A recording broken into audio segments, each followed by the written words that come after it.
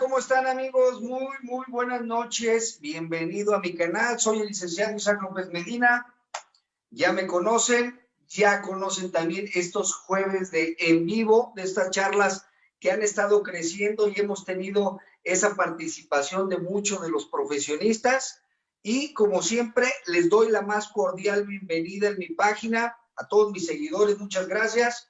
Estamos también teniendo el apoyo de El Jurista del Futuro, toda la plataforma del Jurista del Futuro, junto con el Viernes de Jurisprudencia.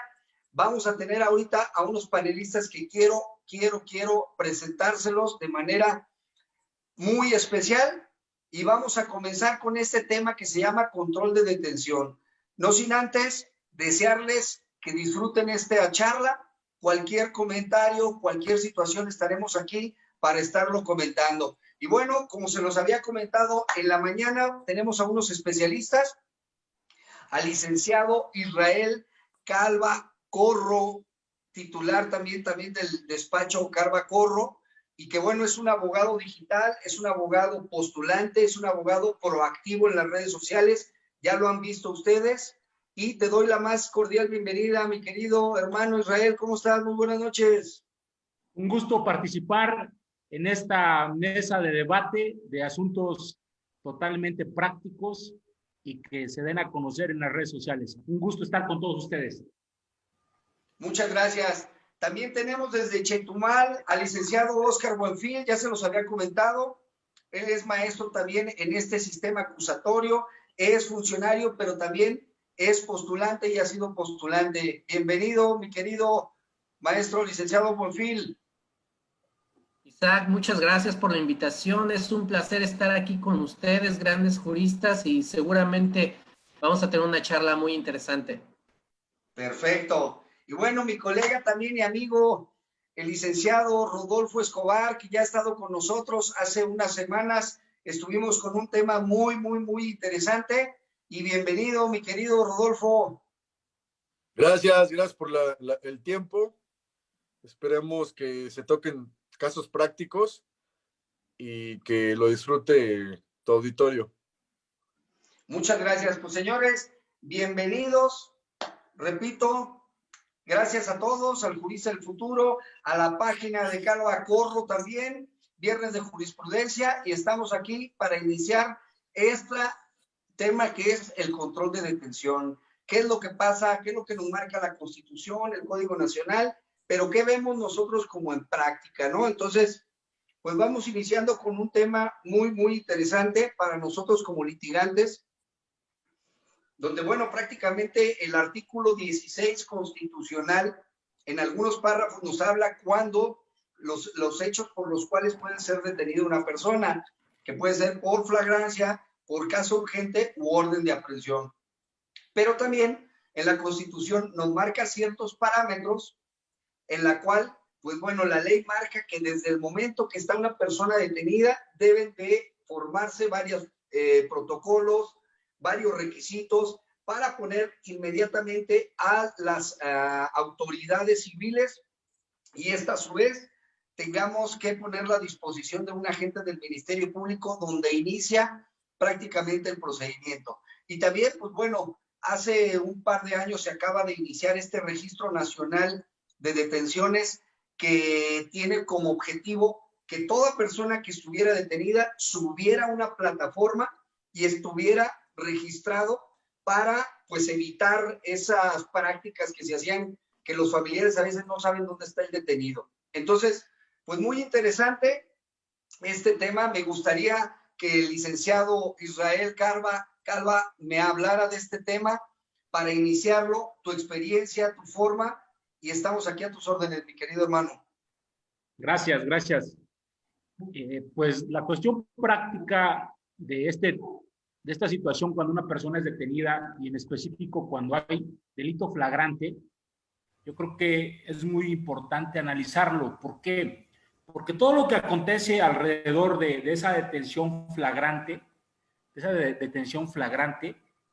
va a repercutir en si la persona, dependiendo del delito que le imputen, pueda gozar o no gozar de una libertad. Yo creo que es un punto muy importante y manejarlo el aspecto contextual. ¿Por qué me refiero a esto? Porque la vida práctica hemos vivido, analizado el tema que hablabas del registro de las personas que estén detenidas. Yo creo que es una obligación ya constitucional que toda autoridad tiene que cumplir. ¿Por qué? Porque yo creo que es el parámetro que dará origen a una cuestión netamente justa para las personas que sean detenidas. ¿Por qué digo justas? Justas porque en ese momento hay muchos acontecimientos que los policías que detienen y retienen a una persona quieren justificar. ¿Qué quiero decir con esto? Que al parecer lo que yo he observado, los policías tienen una cierta capacitación en donde todo va a ser flagrante para ellos. Y un tema muy importante, la flagrancia, porque incluso algunas veces hemos estado discutiendo en algunos temas de debate, que sería excelente que se pusiera incluso los tiempos, ¿no? Que ya se estableciera en la Constitución el tiempo de flagrancia. Da las hipótesis la Constitución, pero ¿hasta qué momento? ¿Cuántas horas pasan cuando se pone a disposición del Ministerio Público por parte de los policías?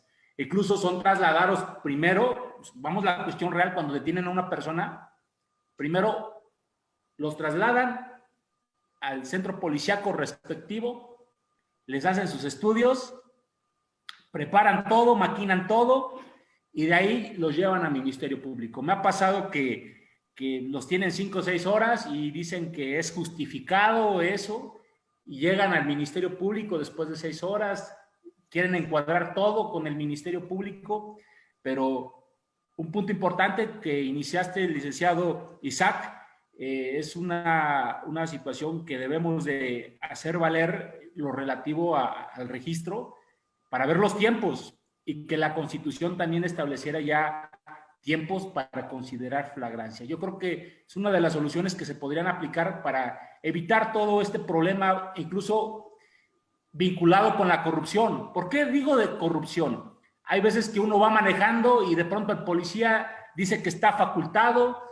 Ahí analizamos el artículo 16 constitucional, por ahí hacemos valer el 16 constitucional. Ellos dicen que tienen facultades, incluso en el Código Nacional, que creen que existe un delito en ese instante, pero recordemos que la Constitución es muy clara y dice, toda autoridad debe fundar y motivar su actuar. Esto es una parte que yo daría y seguimos adelante con esta charla. Sí, claro que sí. Mi querido licenciado Buenfil, Oscar, fíjate que nuestra Constitución nos habla de que de forma inmediata tenga que poner a disposición ante la autoridad competente, en este caso es el agente del Ministerio Público. Y nos hablaba el maestro Israel de que, bueno, en qué momento es de forma inmediata, porque a veces en las detenciones, pues los policías realizan informes o algo que a veces, pues es un tiempo que realmente no está determinado. Mira, el tema de la inmediatez siempre ha sido bien polémico, porque la inmediatez, pues, puede llegar a ser muy subjetiva dependiendo del punto de vista de cada operador jurídico, ¿no?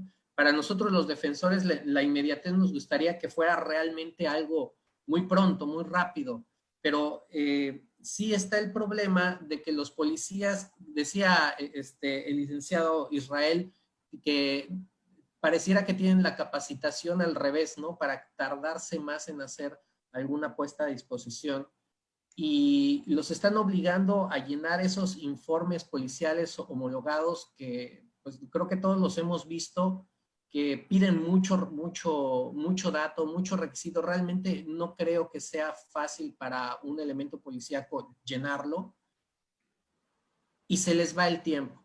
Y aparte tenemos las circunstancias, y aquí sí, dependiendo del lugar en donde cada uno de nosotros estamos, ¿no? Porque, por ejemplo, aquí Chetumal es una ciudad muy pequeña, comparada, por ejemplo, con Guadalajara, somos muy pequeñitos. Entonces aquí, si hay una detención en flagrancia, bien pudiera darse la inmediatez, porque en esta ciudad en 10, 15 minutos estás en todos lados. Ajá. Y luego tenemos supuestos donde hay detenciones en flagrancia, por ejemplo, en comunidades que están alejadas, en donde no hay presencia del Ministerio Público, o aún habiéndola, hay el criterio de que si yo detengo a alguien, por ejemplo, aquí cerca a hora y media, 2 horas, está Mahahual, es un centro turístico también muy pequeño, hay una agencia del Ministerio Público muy pequeña, pero, por ejemplo, si hay detenciones en caso de narcomenudeo, la agencia especializada está en Chetumal.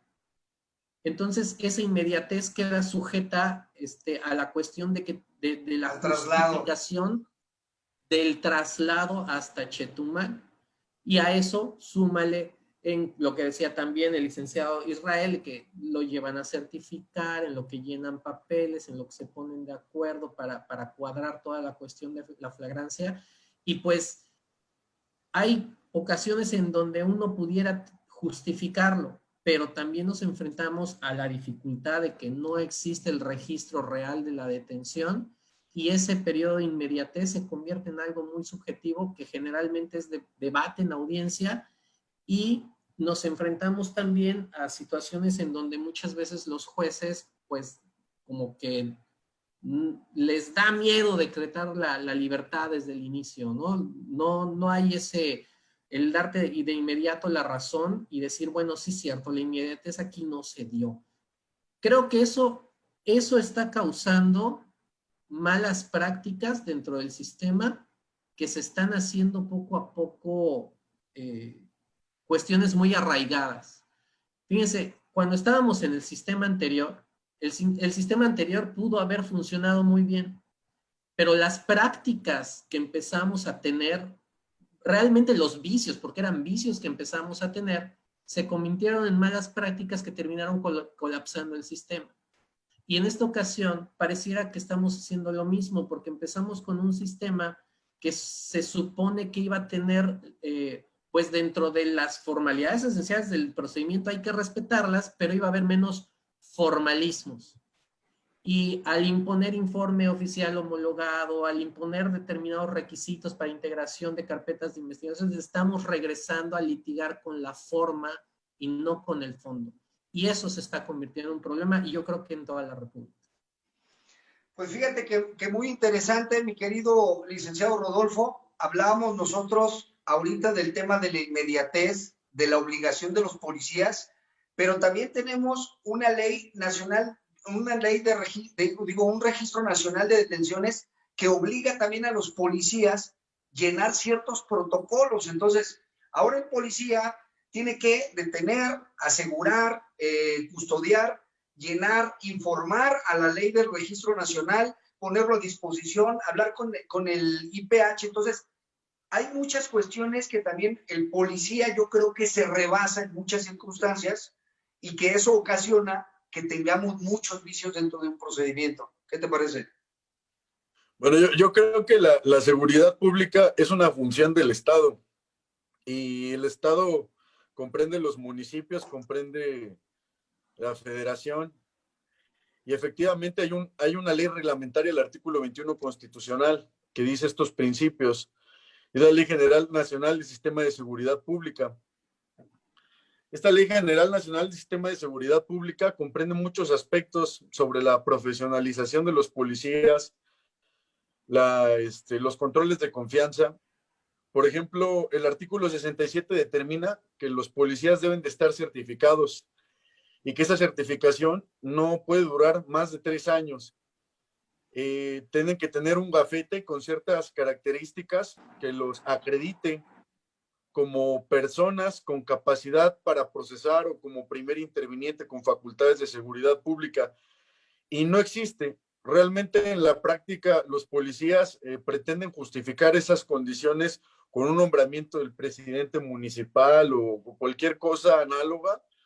Y hay que entender que la ratio legis, o el espíritu de la ley en este tipo de legislaciones, pues es que el policía realmente esté capacitado, porque no solamente es hablar sobre la detención, sino como aplica el abogado Israel un término que me gusta mucho, que alude, dice, el universo de la detención. Así es. El universo de la detención son muchas cosas, son muchos protocolos. Entre ellos está el protocolo del uso de la fuerza, del primer interviniente con facultades de seguridad pública, donde interviene, por ejemplo, el informe policial homologado. No es lo mismo la persona que detiene y la persona que procesa la escena del hecho criminal. Hay un policía como primer respondiente que detiene, que puede hacer funciones incluso de cuando llega al lugar, verificar que existan condiciones de protección a la víctima, incluso también al imputado, y el policía que procesa es el policía de investigación, no es el policía de primer respondiente. Igual son los peritos. Ahí se habla también de un protocolo, por ejemplo, de cadena de custodia. El artículo 227 en adelante habla de una cadena de custodia, y la cadena de custodia es un proceso de captura, de que se determina el indicio, la evidencia, el producto, el objeto, el instrumento. Imagínate que detienen sin evidencias. Es lo que está pasando en los juicios orales. Llegamos hasta los juicios orales ya sin lo que pasa es que están confundiendo el esquema. Como dicen, el auto de vinculación a proceso es de hecho delictivo y de posible participación, entonces todo pasa. Pero ya llevas a un tribunal de enjuiciamiento con datos de prueba estériles, porque no hubo cadena de custodia, el policía no está certificado como primer respondiente, no tiene certificación, etcétera. O sea, ya son un conjunto de cosas que menguan la actividad del policía y de la credibilidad del Ministerio Público de lo que hizo, ¿no? Entonces, considero que todos estos protocolos, pues por eso está la ley. O sea, el artículo 21 es claro y se deben de cumplir a cabalidad. Y yo creo que esa actitud de la que están hablando el abogado Oscar Buenfil y el abogado Israel Calva Corro parece más atender a una cuestión de una omisión por parte del gobierno de certificar a los policías, y en ese sentido, por eso yo no veo que decreten los controles de la detención ilegales, porque todo lo pasan, precisamente porque atendiendo a que los sistemas de gobierno no han capacitado, no han sido capaces para hacer todas estas estructuras de los protocolos que acabo de hacer referencia, pues no se atreven a hacer esos controles ilegales de las detenciones, y ahora coincido completamente que se ha vuelto una práctica común extralegal en la actuación de los jueces, solamente verificar las cuestiones de flagrancia, pero la flagrancia no nada más es el control de la detención, son todos estos protocolos que les acabo de decir. La flagrancia sí es lógico, porque cuando habla el artículo de verificar la cuestión de la flagrancia, de las razones de la detención, sí es lógico porque dice razones de la detención, y es algo que me gustaría que tocaras, abogado Isaac López, porque sí lo dice el artículo categóricamente cuando aduce razones de la detención. Esas razones deben ser lógicas, no nada más es porque detengas a las personas por un señalamiento, deben ser lógicas, y ahí el policía debe estar capacitado. Por eso la importancia de que capacites al policía, pero pues, los policías realmente no han recibido ningún tipo de capacitación de eso.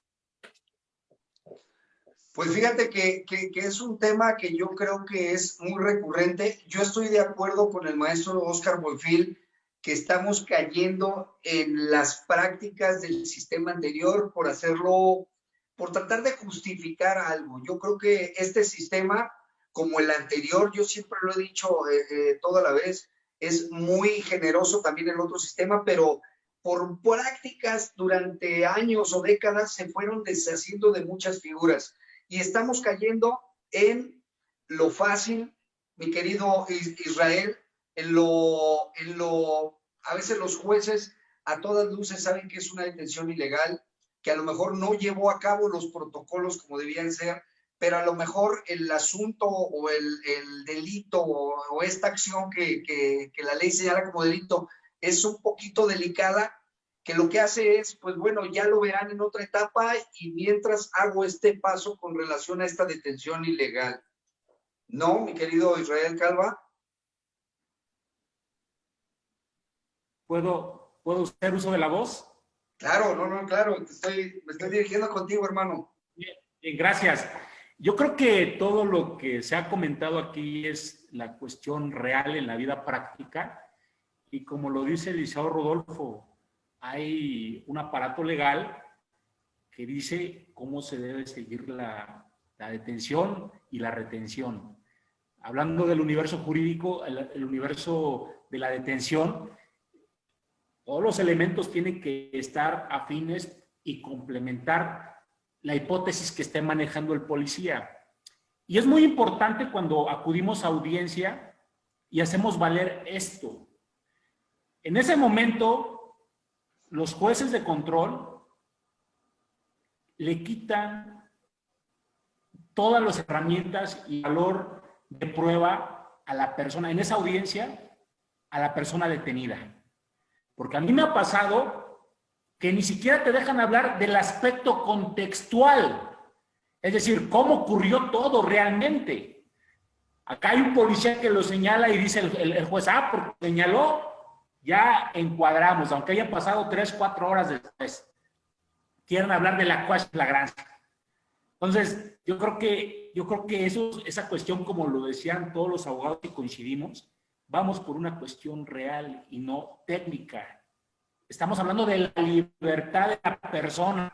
Y un tópico que habló muy bien el licenciado Rodolfo es, a ver, me justificaste acá, a lo mejor por lógica decimos, va a existir pruebas en el descubrimiento probatorio para que se pueda evidenciar cualquier derecho y no se afecte ningún derecho tanto de la víctima como del imputado. Pero resulta que ya se venció el término de investigación complementaria y uno pide un sobreseimiento y los jueces siguen diciendo no procede porque para eso está el juicio. Oiga, pero ya no hay material, ¿qué hacemos? Y tampoco ya no puede estar retenida la persona, o sea, ya se destruyó toda la hipótesis que manejó el Ministerio Público y que le hizo de conocimiento policía de investigación. Yo creo que tenemos que evitar eso porque, como bien lo decía el abogado Oscar, esta situación va a colapsar y tiene que haber repercusiones legales contra los funcionarios también, que estén privando de libertades a personas que no tengan nada que ver, que ni el hecho exista. Por ejemplo, nos ha pasado mucho en donde se trata de justificar que no existe el hecho y dicen, no, pues lo dijo el policía, yo tengo todavía facultades de establecer un tiempo para la investigación complementaria y yo considero, de acuerdo al estado de ánimo en que se encuentre el juez, ¿no? Que se encuentre el juez. A mí me han tocado casi todos los jueces que no, entonces hay que interponer los medios de defensa. Eso es lo que yo puedo observar. Pues sí, de hecho, es algo que tenemos que combatir nosotros como postulantes y ver que estamos en contra de un sistema, mi querido licenciado Oscar, ver el tema de la detención, ver lo importante de llevar a cabo el protocolo del Registro Nacional de Detención. Aquí en Jalisco obviamente tenemos un problema de que las personas que están detenidas, pues las buscas en ese registro nacional y pues a veces tarda horas en aparecer y si es que aparece. Pero muchas de las veces la ley de Registro Nacional de Detenciones en el artículo 17 nos habla que tiene que ser de inmediato, en el momento prácticamente cuando estás deteniendo a esta persona o reteniendo a esta persona como probable imputada, tienes que subir cierta información a un sistema, que también ahí vemos una complicación, repito, del policía, porque retiene, asegura, protege, pero tengo que formular mi IPH, tengo que mandar los registros al Registro Nacional de Detenciones, pero también tengo que hablarle al MP para el mando y conducción. Entonces, creo que también la capacitación, pero el universo que en ese momento tiene el policía, creo que pues también se rebasa por todas las cuestiones, ¿no, mi querido licenciado Buenfil? Mira, Isaac, lo que dijiste es, creo que una clave de todo el problema al inicio del procedimiento. Cuando todo esto empezaron a capacitar jueces, ministerios públicos, personal que está alrededor de la actuación del juez, a crear y capacitar jueces de control, jueces de juicio, le metieron lana a la infraestructura, pero nadie se acordó de los policías. Y además de que nadie se acordó de los policías, ahorita, en vez de que nosotros entráramos a un proceso que tenía toda la intención de ser práctico y rápido, que no por ser práctico va a ser menos efectivo, de repente tenemos, no, que cada estado tiene su código nacional, que incluso aquí en Quintana Roo pasó algo bien chistoso porque teníamos un código procesal de sistema anterior. Sí. Se emitió el código procesal de Quintana Roo, pero no tenía vigencia, y de repente salió el código nacional y entonces teníamos 3 leyes procesales, ¿no? Que ya pues el de Quintana Roo ya no entró en vigor porque pues entró el nacional, pero tuvimos 3 códigos procesales y hubo un momento en que hubo 3. Y qué bueno que no entró en vigor el de Quintana Roo porque traía cosas tan ridículas como tratar de legislar cómo debería de ser la teoría del caso, por ejemplo. Algo que era muy grave, que qué bueno que no pasó. Yo siempre fui de la opinión que hubiéramos ido así como que la anécdota del país en los códigos, pero bueno, no pasó a más. Pero el punto a donde voy es que pasamos de tener un código nacional a tener otras leyes relacionadas, y luego la ley del registro de detención, y luego protocolos para esto, protocolo para el otro, protocolo para aquello, y le fuimos cargando cada vez y más la mano al uno de los actores en el proceso, en el procedimiento penal, que menos capacitado fue. Y entonces tenemos policías de seguridad pública sobrepasados por tantas cosas que les han encargado en una etapa que es muy importante, porque pareciera que no, porque ahorita los problemas que se dan en control de detención, la mayor parte de los juzgadores dicen, no, legal. ¿Qué pasa cuando un juez nos da muy fácil la detención legal y nos ponemos abusados? Tenemos una alta probabilidad de que en vinculación no lo vinculen. Entonces ahí pues les está rebotando el problema. Y también estamos olvidando la cuestión de la flagrancia aunada a la prueba y todo lo que podemos nulificar solamente por la cuestión de la falta de inmediatez o de la investigación que muchas veces se está dando sin la conducción del Ministerio Público. Porque investigación que está llevándose a cabo sin la guía del Ministerio Público, pues es investigación que puede ser nulificada, ¿no? Son actos de prueba que pueden ser nulos por ese hecho.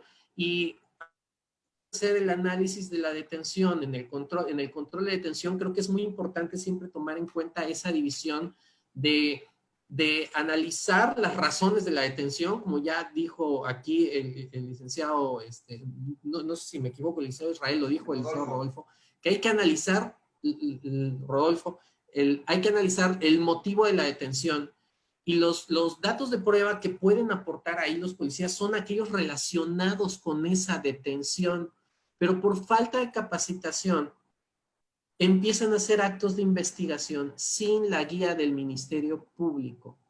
Y eso también nos mete en un problema, porque en la práctica llegan con el Ministerio Público y ajustan todo. Y eso pues no debería de ser, ¿no? Hay que poner mucha atención también en esa parte. Yo sí creo, maestro, que los policías traen una carga, todos estos elementos apresores o el primer respondiente traen una carga de presión emocional, jurídica, en todos los sentidos. Y mi querido Rodolfo, fíjate que muchas veces el policía desde el momento cuando lo detiene, y que yo sé que eres experto también en este tema, lo que hacen es hablarle al Ministerio Público para hacer mando y conducción. Entonces, muchas veces el policía prácticamente se acoge con el MP para decirle, bueno, dime qué hago. Vente para acá para llenar los informes, vente para acá para acomodar los horarios, cómo lo vamos a realizar. Entonces, es una práctica que ha sido muy recurrente, que el policía tiene que hacer primero un protocolo y posteriormente, sí, ponerlo a disposición. pero inmediatamente desde que tiene a la persona retenida, habla con el agente del Ministerio Público para que le indique el mando y conducción. ¿Qué nos puedes decir de eso, mi querido Rodolfo? Pues mira, yo creo que son muy valiosas las aportaciones que hace el abogado Israel y el abogado Oscar, sobre todo porque la estigmatización legal es algo que se debe eliminar de los juzgados. La forma no puede estar por encima del fondo. Y creo que este sistema se ha convertido dentro de, digamos, de las intenciones que tiene es la búsqueda de la verdad, la búsqueda de la justicia, sin tantas formalidades, y se ha convertido realmente en un sistema en el que prevalecen mucho las cuestiones relacionadas, por ejemplo, con metodologías y técnicas de litigación. Entonces, basado en eso, los jueces están pues teniendo ciertos criterios que ya se están homologando en todos lados. Por ahí decía el abogado de Israel, no puede existir esto. O sea, no puede existir que vamos a unificar criterios y vamos a homologar criterios porque el Código Nacional no son 2, no son 3, no son 4. El Código Nacional es uno. La verdad es una. Entonces, partiendo de esa lógica que les acabo de referir, creo que también debemos de apelar mucho a las tecnologías.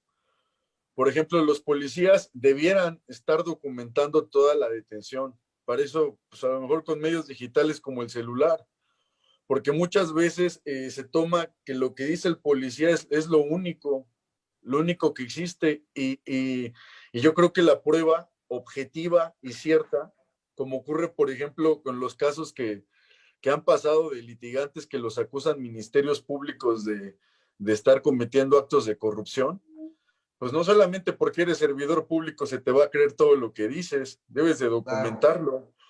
Y la incorporación de todas estas cuestiones relacionadas al control legal de la detención, aun cuando son datos de prueba, porque si justifica razones de la detención, pues no vas a ponerte a desahogar medios de prueba para justificar una detención, eso es evidente. Pero yo creo que debiera el legislativo, debiera de considerar las tecnologías como un medio eficaz para documentar todo lo que está sucediendo en aras de respetar esos principios de congruencia, de exhaustividad, de objetividad en la detención. ¿A qué voy? Cuando en la práctica frecuente tú quieres alegar cuestiones relacionadas con que el policía no está certificado, que no cumplió con la cadena de custodia, que no cumplió con los plazos de detención justos, porque la demora injustificada, como no tiene cuestiones cuantitativas y cualitativas, pues ahí se queda todo a discreción de un juez, ¿no? Para verificar si a juicio del juez hubo retención. Y todo esto ha producido o ha provocado que me ha pasado en muchas audiencias que cuando tú quieres hablar de que el primer respondiente no cumplió con todos los procedimientos, pues te dicen que no es el momento legal. Dicen, muchos jueces dicen, no es el momento procesal oportuno, abogado. Hágase cargo nada más de la flagrancia. Así dicen. Solamente la flagrancia es cuestión vinculante con la detención, pero no es cierto. Mira, el protocolo del primer respondiente con facultades de seguridad pública no es una ocurrencia aislada que se les haya, pues, la hayan inventado, ¿no? De forma independiente al Código Nacional. Por ejemplo, la descripción del procedimiento genéricamente es la denuncia, la flagrancia, la localización y descubrimiento de indicios, evidencias, objetos, instrumentos o productos de un hecho probablemente delictivo. Y aquí vienen varios pasos que el policía tiene que verificar. Primero, la flagrancia, ¿no? Que es algo que ya pues, muchos abogados conocen. El uso legítimo de la fuerza, presencia, verbalización, control de contacto, reducción física, fuerza no letal, fuerza letal, cuando se aplica la fuerza letal. Muchos detenidos van bien golpeados. Y si tú le dices eso al juez de control, que por eso no decreta legal la detención porque lo golpearon, porque hicieron uso excesivo de la fuerza, porque no se justifica que sea objetiva la detención, pues te dice que no, que eso no es independiente, que hay un procedimiento, ¿no? Para hacerlo valer. Está, por ejemplo, tratándose de objetos, instrumentos o productos del delito o hechos del hallazgo, debe de hacer una preservación, una priorización, la atención a la víctima, atención de riesgos, la puesta a disposición, cómo se llena el informe policial homologado. Y bueno, todas estas cosas parecieran intrascendentes, pero yo pienso que son muy importantes porque vamos a partir de esto para que un juicio sea efectivo, para que el Ministerio Público igual pues haga bien su función. Se ha prescindido de la actuación del policía porque solamente se piensa, como dijo el abogado Oscar Buenfil, en capacitar a jueces, a ministerios públicos, pero el policía es la primera persona que tiene contacto con la escena del hecho delictivo. Entonces, imagínate que un policía no tenga los mecanismos y la capacitación para hacer frente a eso. Si volvemos a lo mismo, en un juicio oral se va a deshacer todo. También, por ejemplo, en la audiencia intermedia, recordemos que en la audiencia intermedia, pues también se hace una valoración de exclusión y admisión de medios de prueba que se van a llevar a juicio oral. Y ahí, por ejemplo, es sobreabundante, impertinente, que se ha obtenido con violaciones de derechos humanos, que sea nulo. Y la nulidad proviene de que no se ajuste a las formalidades que dice la ley. Por ejemplo, en el caso de un cateo, en el caso de que sean técnicas de investigación atingentes a, por ejemplo, una inspección de personas. La inspección es algo que requiere control judicial cuando no quieren dar permiso a las personas, o la inspección de un vehículo. No sé si me da a entender, Isaac. Son cosas que yo creo que en este sistema se ha prescindido de capacitar a los policías, y consecuencia de eso, pues a lo mejor si la persona fue o no fue, los abogados no hacemos una valoración axiológica sobre ese tipo de contextos. O sea, nos metemos en una cuestión legal y pues qué resultado tiene que todo esté nulo, que se ha tenido con violación de derechos humanos, para que en una audiencia intermedia o un juicio oral, pues te vayas, ¿no? No, y lo importante de lo que dices aquí es, y me quedo con el tema de que cuando hablamos de la audiencia de control de detención es un campo muy amplio y que muchas veces las autoridades se han limitado a tener nada más como la flagrancia. ¿Por qué? Pero tenemos que reunir ciertos protocolos para que se lleve ese control de detención, pero como las autoridades están enfocadas solamente en la flagrancia, y si está medianamente o justificada, pues se queda dejando a un lado todos los elementos que nos hablan la ley y que deben de llenarlo. Pero bueno, voy a aprovechar, señores, para informarles, les mandan muchos saludos, tenemos muchos comentarios de Puerto Morelos, la barra de Puerto Morelos les manda un saludo, el maestro Jorge Aguilar, todos de Puebla nos marcan.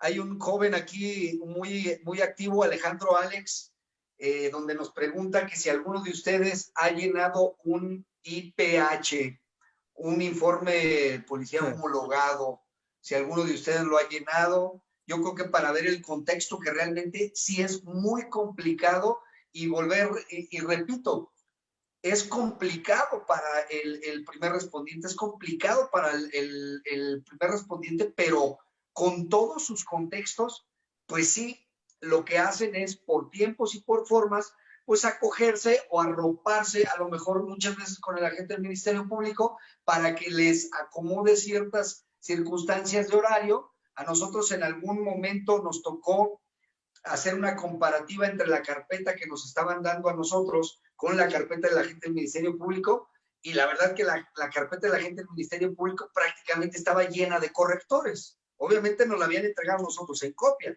pero en correctores se demostraba que, bueno, se habían modificado muchas tendencias. Entonces, creo que es mucho este universo. Sin embargo, creo que también una de las formas que hemos hecho, y esto es para ti, mi querido Israel Calva, el tema de la razón, la razón de la detención. Nosotros vemos a veces en el informe policía homologado el tema de una actitud evasiva que muchas veces los policías ponen, o de una sospecha razonada, pero pues nosotros como abogados litigantes decimos, bueno, ¿dónde podemos determinar una actitud evasiva o una sospecha razonada para que el policía pueda detectar y hacer pues el acto de molestia o llegar simplemente a revisión, ¿no? Claro, yo creo que es un tema muy importante, partiendo de que el policía es el elemento principal para poder dar a conocer un hecho delictivo. Y bien lo decían todos los compañeros que estamos participando aquí, y también la persona que hace la pregunta referente a si nosotros hemos llenado. Yo le puedo decir que en el caso particular, yo nunca le he llenado, siempre he sido abogado grande, yo lo que hago es analizar toda esta información, todos estos elementos, para ver si cumplen con los requisitos. Y entiendo la responsabilidad que tienen los policías municipales, en donde nunca han sido capacitados, no cuentan con las herramientas necesarias. Igual puedo hablar de los estatales. Por ejemplo, a los federales les están pidiendo licenciaturas. Pero seamos realistas, hay muchos factores que incluso hasta puede haber gente que se encargue de sacar dinero siendo policías, en donde hemos visto en las redes sociales, en el antiguo sistema se manejaba mucho, en donde retienes a una persona, dicen que es va a verificar si no lleva algo ilegal, y de pronto le siembran algo para justificarlo. Se sigue dando por parte de los policías. Entonces, digo, hay muchas vertientes de policías que saben que pueden armar un delito, o policías que a través de la ignorancia desconocen los procedimientos. Yo creo que una de las situaciones que también la persona que comunicaba y preguntaba si la hemos llenado, los tiempos que ustedes hacen referencia en llenado, presentar al Ministerio Público, siempre hemos dicho que las tecnologías ahora nos pueden ayudar. Y digo las tecnologías a partir de pandemia, porque antes de pandemia nadie daba o tomaba como una herramienta las tecnologías, pero yo creo que las tecnologías nos podrían ayudar en muchas cosas. Es decir, tienes a un policía, tu estado, como lo dijo el licenciado Rodolfo, estás obligado a capacitarlo. Si comete errores, hay una responsabilidad. Pero bien fácil. A ver, policía, justifícame la detención, justifícame los elementos en donde tú me lo estás deteniendo y reteniendo, y me lo pones a disposición. Si hay elementos, a ver, enséñame tu grabación en donde tú estás justificándolo. Ya no es un dicho. Imagínense qué pasaría si estas tecnologías se utilizaran y a falta de ellas fuera nulo el actuar de la autoridad, justificándola con un video en ese momento de la detención, retención. Yo he visto a muchas patrullas que ya cuentan con cámaras. Yo creo que al Estado hasta les saldría más barato comprarle una camarita al funcionario, aquí tenerla y estarnos monitoreando. ¿Por qué lo digo? Porque lo estoy implementando, yo lo estoy implementando. Y esa es la información que al cliente hay que garantizarle. Entonces, si un policía llega y dice que ocurrió algo, a ver, policía, demuéstrame la parte que me estás diciendo, se justifica, y yo creo que sería una cuestión netamente razonada. Hay un video, hay un audio donde está interactuando la persona detenida, el policía, cumpliendo con sus obligaciones y protocolos, con todo lo que involucra el universo de la detención. Sería algo genial.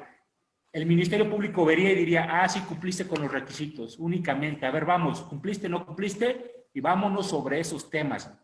Incluso el rezago del trabajo de los jueces de control disminuiría, sería una cuestión muy práctica y muy apegada a la realidad. Yo creo que el antiguo sistema colapsó, estamos iniciando un nuevo sistema que lo estamos induciendo al colapso.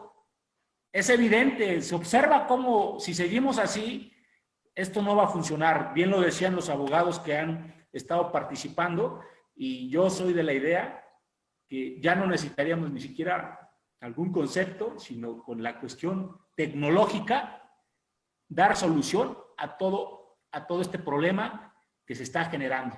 Y tendríamos controlados a los funcionarios, tendríamos controlados desde el punto de vista control, que cumplan con su función y no estén vulnerando algún derecho. Hemos visto la noticia. Sí, adelante. Perdón. Termina. Oh, está bien, adelante. Fíjate que es un tema que lo he yo marcado siempre. Creo que este sistema, el espíritu era despresurizar, pero yo lo comenté hace unos días. Muchas de las fiscalías en todos los estados están tratando de volver a embonar el sistema penal en estadísticas. Esto significa que la gente del Ministerio Público, los coordinadores, la policía, a ver, señores, aquí vamos a hacer números para empezar a dar resultados en un papel. Esto contraviene en todas las condiciones y en las formas en el proceso, porque empezamos a tener este tipo de errores. Ahorita había un comentario que hace un compañero, dice, buenas noches, el policía no documenta en video sus detenciones porque la mayor parte de ellas son arbitrarias, lesivas a los derechos del detenido y con pruebas sembradas o según les convenga. ¿Esto qué nos hace ver?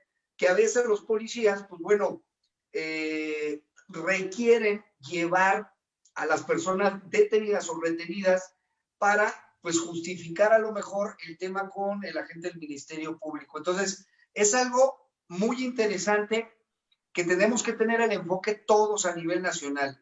Yo creo que hay asuntos de relevancia en donde toda la autoridad o todo el mecanismo judicial o de procuración de justicia sí debería de tener todos los puntos o la mira ahí, pero también hay asuntos que realmente no valen ni la pena, pero por hacer números los ponemos en el contexto esto. ¿Qué te parece, mi querido Oscar Monfil? ¿Qué te parece este comentario o lo que estamos hablando? Mira, tienes toda la razón. La autoridad está casada con la idea de que los resultados en cuanto a el ejercicio de sus funciones va a ser evaluado de manera positiva con datos estadísticos muy grandes, ¿no? Tuve tantas detenciones, hay tantas denuncias de delitos, hay tantas sentencias condenatorias y nos jalan a ver el lado de los números y eso, pues, si nos dejamos, va a hacer que nos olvidemos de la parte importante del procedimiento. Y entonces va a darse lo que hemos platicado aquí de la estandarización de criterios basados en la exigencia de la misma autoridad de generar estadística positiva hacia su actuación. Entonces, surgen cuestiones que dicen, bueno, para que no tengamos mucho pleito con la cuestión de la inmediatez en la detención, ¿qué les parece si llegamos a un estándar de 2 horas? Ajá. Y uno se va dando cuenta porque vas viendo las audiencias, ¿no? Sí, y entonces claro, te vas dando cuenta que 2 horas, hora y media, 2 horas, 3 horas ilegal, 4 horas ilegal, otra vez 2 horas, hora y media, y legal. Entonces empiezan a estandarizar criterios, olvidando que cada caso en particular tiene sus propias aristas, ¿no? Y luego regreso yo al comentario que está haciendo Israel, en el sentido, y también ya lo señaló también Rodolfo, en el sentido del uso de la tecnología. Y el uso de la tecnología es algo que yo creo que no tenemos ningún tipo de impedimento ya para que las autoridades actúen. Porque realmente la ley está previsto, cuando vemos el Código Nacional, en el artículo 113, cuando se habla de los derechos del imputado, la fracción 8 dice que la defensa tiene derecho al acceso, dice tener acceso, el imputado y su defensa, dice, salvo las excepciones previstas en la ley, a los registros de la investigación, así como obtener copia.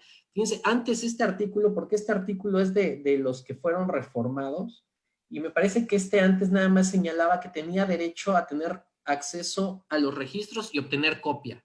Y cuando lo reformaron, porque así pareciera que nada más podemos tener acceso a copia fotostática, ¿no? De la carpeta. Claro.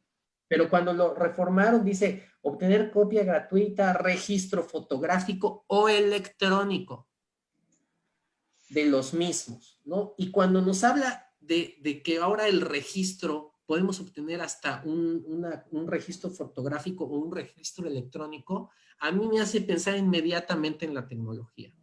Y efectivamente, si nosotros tenemos grabaciones, pues hay que usar las grabaciones. Incluso como mera estrategia de defensa, hay que comenzar a grabar porque eso es un registro de investigación de la defensa.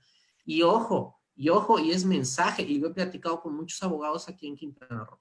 La cuestión de el ofrecer pruebas para el control de la detención es algo que se está dejando de lado por parte de la defensa, porque queremos llegar a atacar nada más las cuestiones, ya sea de formalidad o ya sea las cuestiones donde tratemos de encontrar violaciones tanto a procedimiento como violaciones a derechos fundamentales en un control de detención, pero nos estamos olvidando de que, pues si de por sí ya desde Constitución sabemos que el imputado tiene derecho a la defensa desde el momento a la detención, pues entonces un llamado de atención a los defensores, porque tenemos que trabajar desde el momento que sabemos que está detenido.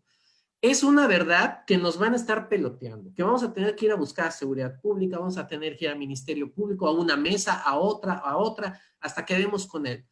Pero también ahí ya hablamos de que tenemos que tener la estrategia, porque muchas veces el que te llama para contratarte es el familiar, el amigo, el vecino.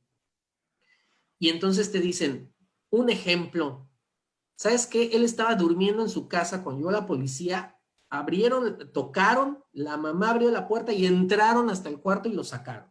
Ajá.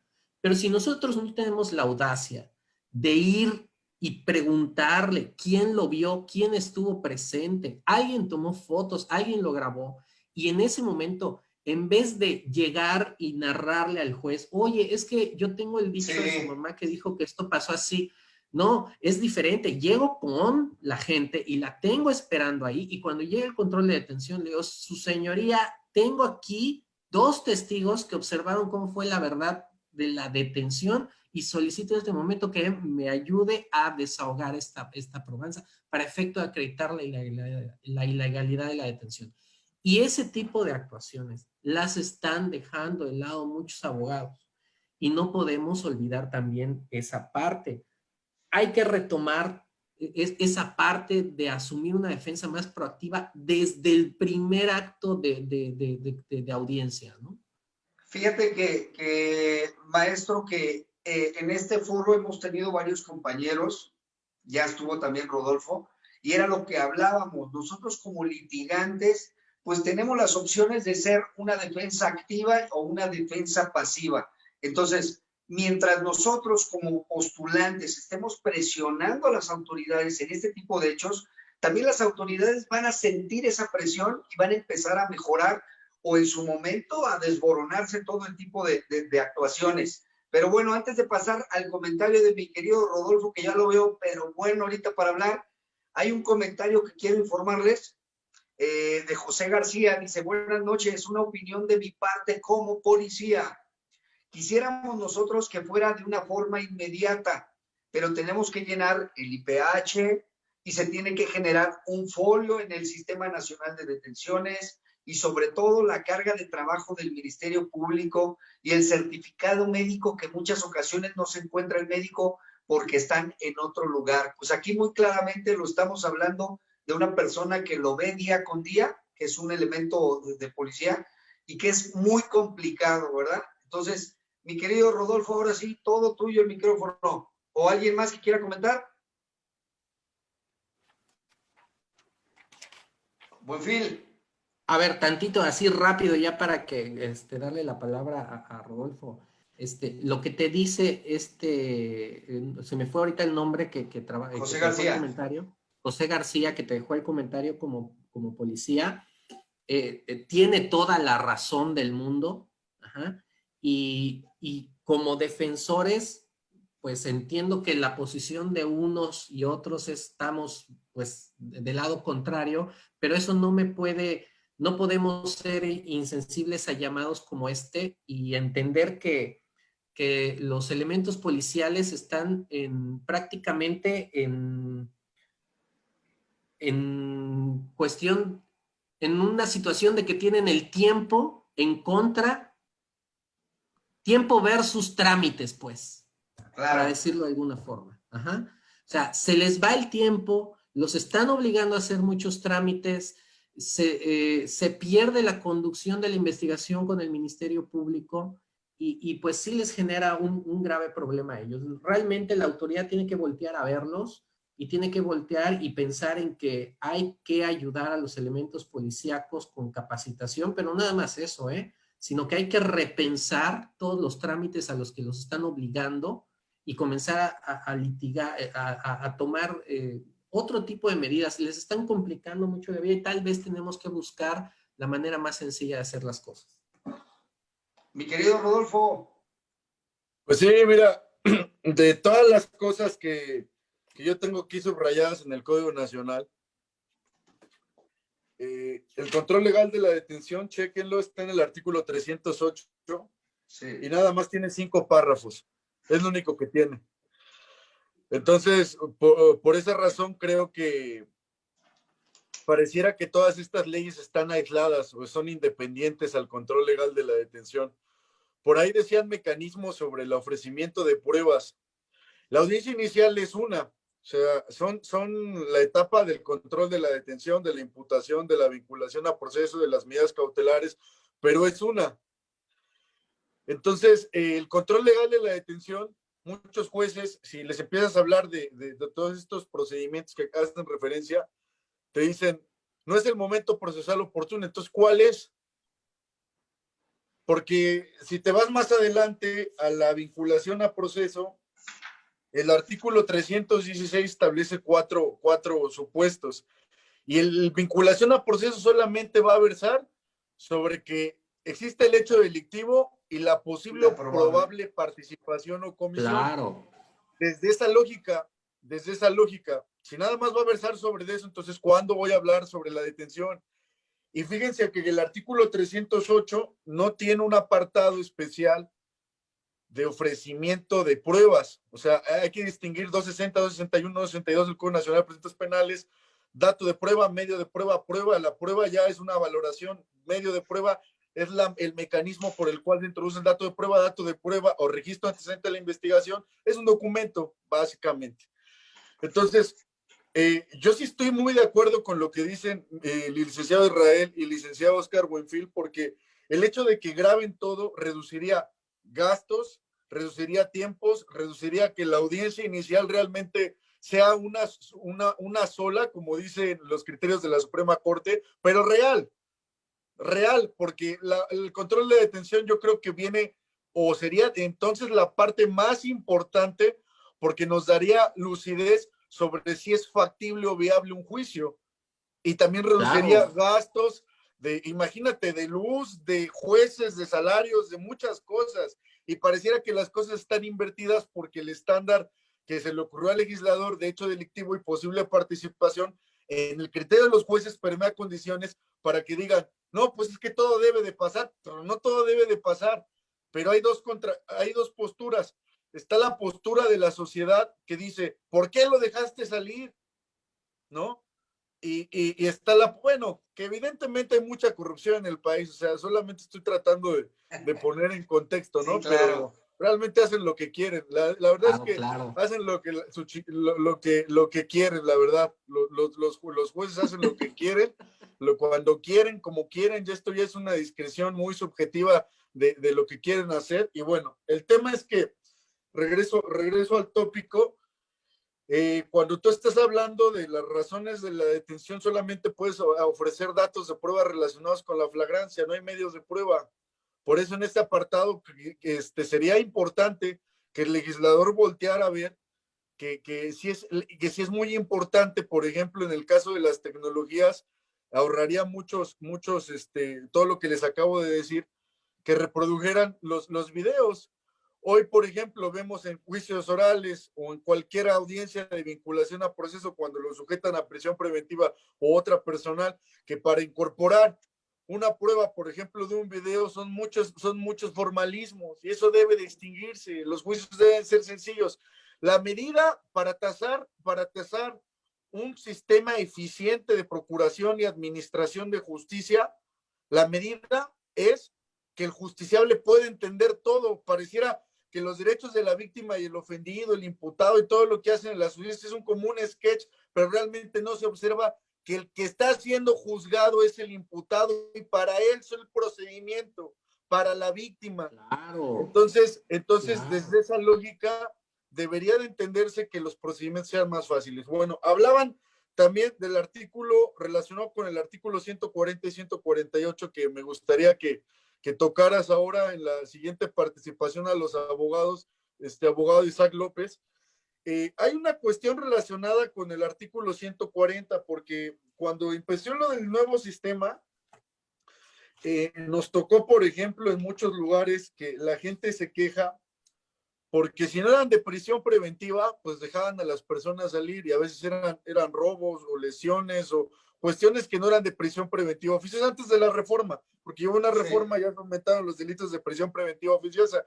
El problema es que al legislador no se le ocurre un sistema lógico, objetivo, para regular las cosas sui generis, como decía el abogado Edgar Buenfil.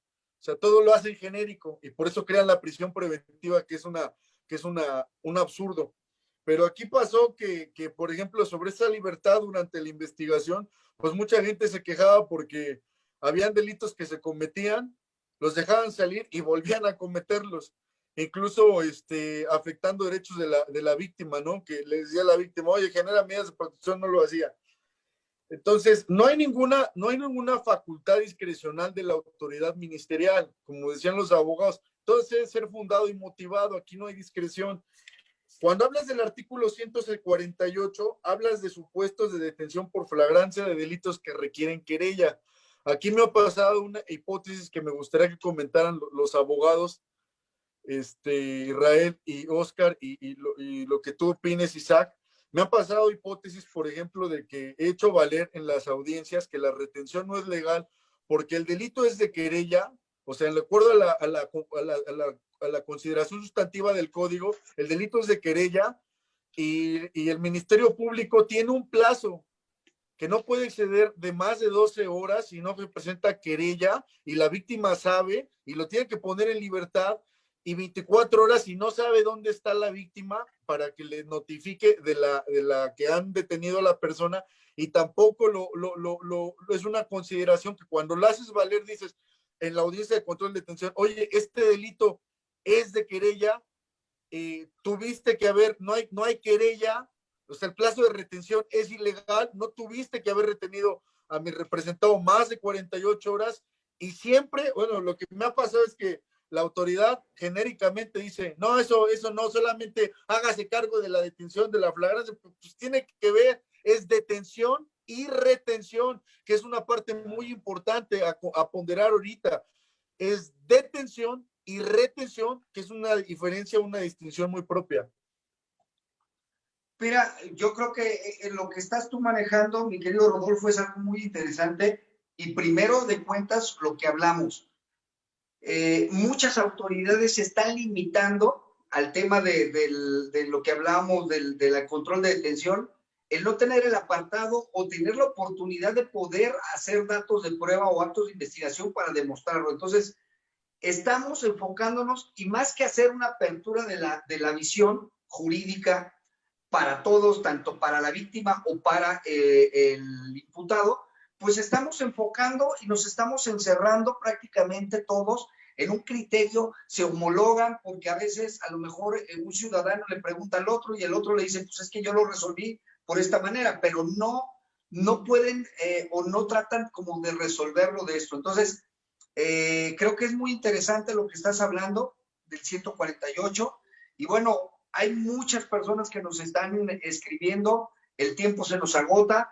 Yo quisiera que nos dieran un punto final, un comentario final, que se despidan, que los inviten a los compañeros del auditorio para que los sigan en sus páginas, Y bueno, mi querido Israel Calva Corzo, titular del derecho del despacho también Calva Corzo, y que bueno, tienes presencia a nivel nacional.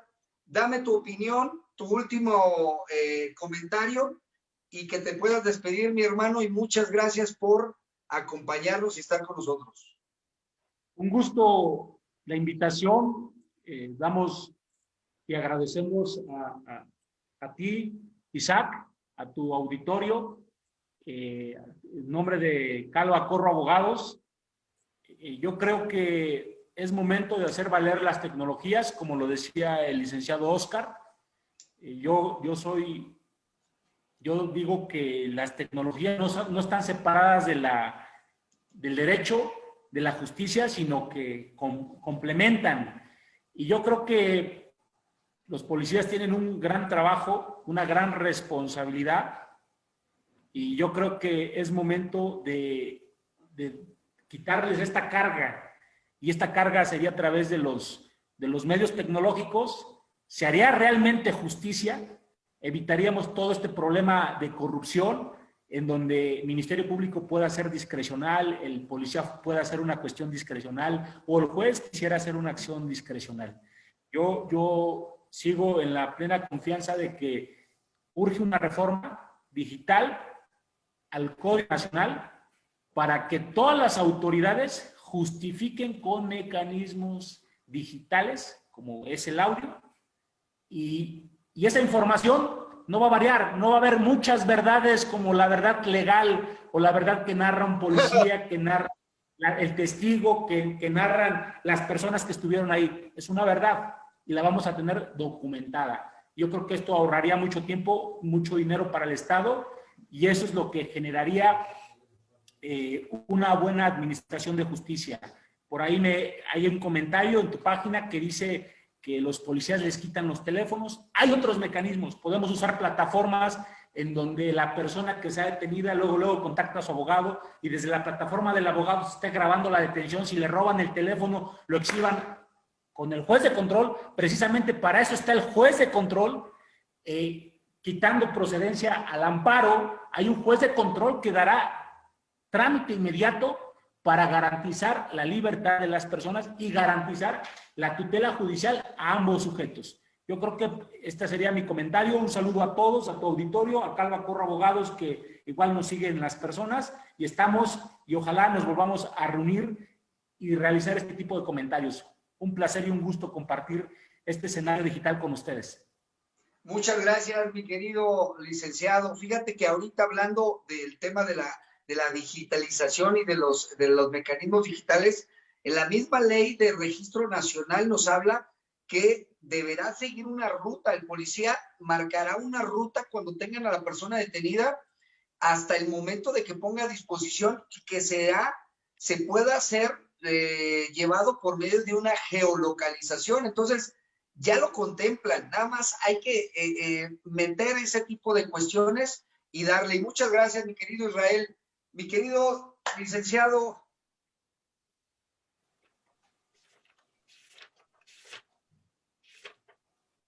Oscar.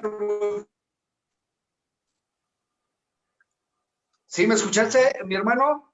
Perdón, ¿yo? ¿Ya? Sí, mi querido Oscar, tu último comentario. Oye, bueno, pues, mira, pareciera ser que hablar de control de la detención no representa gran complejidad dentro de todo lo que hay que hacer en una audiencia inicial, en donde se nos quedan muchos temas en la mesa, sobre todo como por ejemplo las consecuencias de una ilegal detención, si podemos continuar la audiencia o no, ideas de técnicas ¿cómo dicen?, de discurso único para audiencia inicial, etcétera. Hay un montón de cosas, ¿no? Y un tema que se nos queda en la mesa y que lo dejo ahí para que luego lo recordemos y la audiencia lo tenga presente, por ejemplo, ligado a la tecnología, el uso de la tecnología para hacer la persecución material, pero por ejemplo a través de videocámaras, ¿no?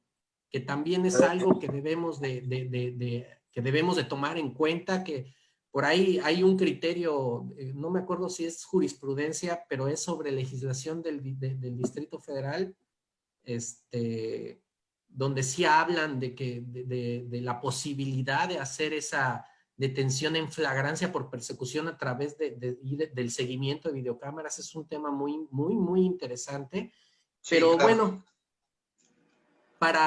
para concluir, yo sí dejo un mensaje al auditorio, ¿no? Hoy platicaba con otro abogado, con un amigo de aquí de Chetumal, le mando un saludo, Roger, y le estaba yo diciendo sobre aspectos de la audiencia, que si como defensores o si estás en tu trinchera como Ministerio Público, te limitas a hacer caso o a no promover o a no hacer peticiones porque te das cuenta que los jueces, ese juez siempre resuelve de esta forma, o ya hay un estándar y ya tienen un criterio así.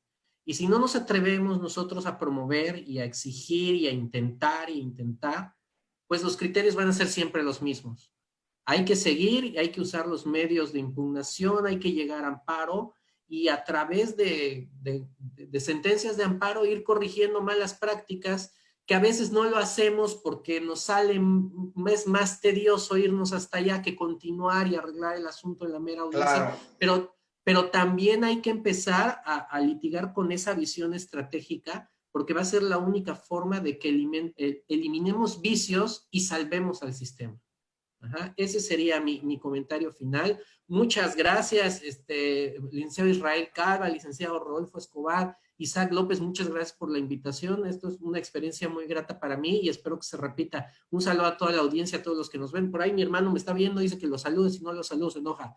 Ya está, perfecto. Muchas gracias. Mi querido Rodolfo, tu comentario final, tu aporte y dónde te pueden localizar. Gracias, gracias.